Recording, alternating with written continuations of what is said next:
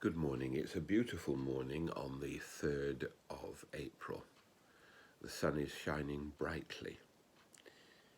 We continue our Passion readings at this time, and St. John's Gospel today in chapter 10 shows how the tensions between Jesus and the religious authorities begin to mount and mount. They're like a pressure cooker. This pressure cooker of questioning in backwards and forwards, and Jesus trying to talk about something that is completely new, and the Jewish authorities and indeed the Jewish people finding it very hard to comprehend.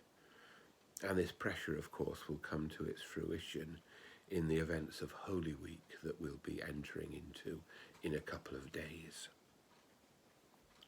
We're living in a different sort of pressure. It isn't intense, but it's sustained. Yesterday I went to the supermarket, and it was really strange to walk around a supermarket, the first time for me since all the restrictions started, and to feel a different sort of tension, the tension of people's anxiety and fear. It's a very difficult time for many of us, and at this time we need each other. We need the lovely conversations like the one or two I had yesterday on the telephone. We need the fact that we're all praying for each other and caring for each other to sustain us. Mother Julian reminds us that these things will pass, and that we can trust in God as we wait for them to pass.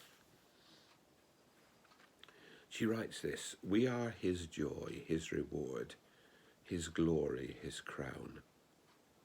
For his soul's health, a man is sometimes left on his own, but his sin is not always the cause. Bliss is lasting, pain is passing. It is not God's will that we should linger over pain, but that we should pass over it quickly and find joy that lasts and never ends. It is God's will that we should rejoice with him in our salvation, and that we should be cheered and strengthened by it. He wants our soul to delight in his salvation through his grace, for we are the apple of his eye. He delights in us forever, as we shall in him by his grace." May God bless us all today in all that we have to do and in the contacts that we make with others.